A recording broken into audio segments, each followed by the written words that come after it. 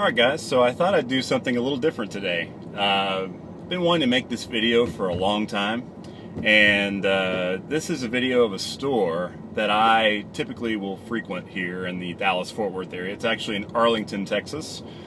I learned about this store not long after I moved out here about 3 years ago, and it is a store, I guess the best way to describe it is it's filled with junk, and electronic junk, e-waste I guess would be the best way to put it.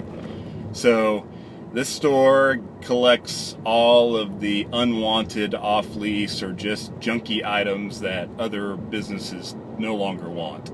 And that can be anywhere from old computers, of course, servers, anything really. This place has a lot of stuff. I actually had a friend who went there a few months ago and found an old brainwave tester from the 60s. I mean, it's literally just a junk store full of electronic waste.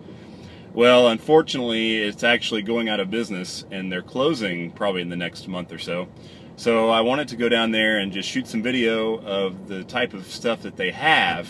You guys may have some interest in it, but we'll just look around and see what kind of stuff they have left. I haven't been there in a while, so they may be pretty empty by the time we get down there, but we'll check it out. All right, guys, so here we are at the electronic discount sales. I'm going to try to get some filming in, and hopefully they don't kick me out, but they're closing in a few months anyway, so who cares? Located in an old converted supermarket in a seedy section of Arlington, Texas, you'd drive right by it if you didn't already know about it. I first learned of this place from coworkers who knew I collected computers. I'll be honest, kind of sad to see the store is going out of business. If you collect or repair old computers, this is pretty much your equivalent of Mecca. This store has been accumulating unwanted electronics for years. Most of the nerdy locals are aware of this place, but I wanted to document and share it with the rest of the world. I mean, where else can I go and pick up a SCART cable, A to B parallel switcher, and a Sony PVM monitor in one location? Since they are close to shuttering up, everything is half off. I can attribute the large quantity of computing and video game spares and parts to this place. I've made last-minute runs for miscellaneous cables and cards over the years. There is no shortage of obscure crap to peruse. And speaking of obscure, I ran across what appears to be blank laser discs. I'll admit I'm not into laser discs, but do laser disc burners even exist? I have no idea why anyone would want one of these, but they're here and they're about 25 cents a piece. I probably spent 2 hours rummaging through piles of this kind of stuff when I first visited this place.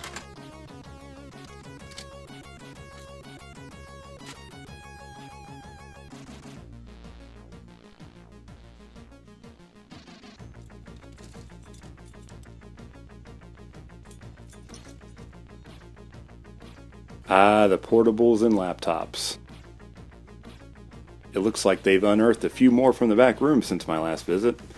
I've purchased a couple of these that were in good condition, but unfortunately, most of them have seen pretty hard use. After the discount, these range from about $5 to $15 each. Not a bad price if you needed something to tinker with or just some spare parts. None of them come with AC adapters, and most have obvious signs of damage. The typical pile of desktop computers can be found here as well. I don't know if any of these are listed as working, but there's a lot of them. This pallet of IBM PS2 computers showed up about 4 months ago. I have no idea what storage unit they were discovered in, but I've been tempted to buy one for a while. If any of you follow UXW Bill's videos on YouTube, you'll know that he would probably Scrooge McDuck right into this pile. I'll rescue a nice one, Bill, and make a video on it, just for you. Next to the PS2s are shelves of miscellaneous old computers ranging from IBM compatibles to Macs. There used to be a stack of Apple II GSs for about $25 each, but those have since sold. This Commodore monitor has been sitting on this shelf for a while, and you can see why if you look at the price tag. Next to that is a curious early IBM server. May have to look into that one.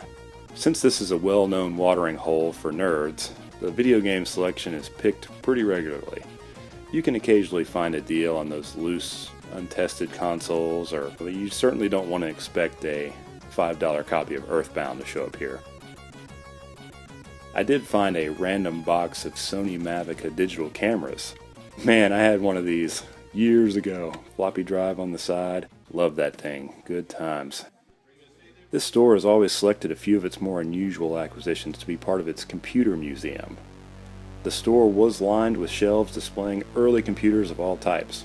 There doesn't seem to be any specific qualifiers to what goes into the museum, but none of them were for sale. Once the store announced they were closing, these became available for a price. In most cases, they seem to price these items based on eBay Buy It Now listings. I managed to grab a couple of the portables for a reasonable price, but I've got my eye on a couple of other goodies tucked away behind the counters. I hope that they slash the prices on these, but they don't fall into the 50% discount range. The unloved Amiga 500 sitting listed for $200 as is makes my heart cry. There's no reason to ask that much for a loose Amiga 500 that may or may not work. The museum isn't limited to just whole computers. There is a microprocessor museum as well, although these aren't priced at the moment. The Cyrix CX486 DRX2 caught my eye. That one is really hard to find. Poking through the aisles again, I found a stack of old mainboards and expansion cards. Like most items in this store, I'm sure these are untested.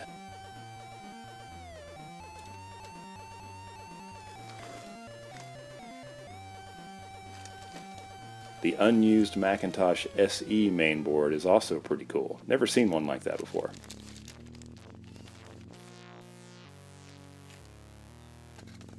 Plenty of old software to choose from if that's your forte.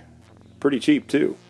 Lots of loose games and programs. If you need a copy of OS2, they've got that as well. I found several boxes of 200 count 5 1/4 inch floppy disks. I've never seen so many of these in my life. But at $15 a box, I would imagine you won't find these any cheaper anywhere else. Alright guys, so I hope you enjoyed. Didn't see anything there that I wanted to buy today, but a lot of interesting items. As you may notice by the prices that I'd mentioned, it's definitely more like a used car dealership type of place for electronics. Anything they feel is remotely valuable, they're going to price it as such. And the thing I really don't like is a lot of the museum pieces, they won't let you test them because if they don't work, they don't want to have to charge you less for it. So they will not let you test them. I did buy a couple of pieces there as soon as the museum items were purchasable. And I did have to put some work into them and get them working, but they were reasonably priced.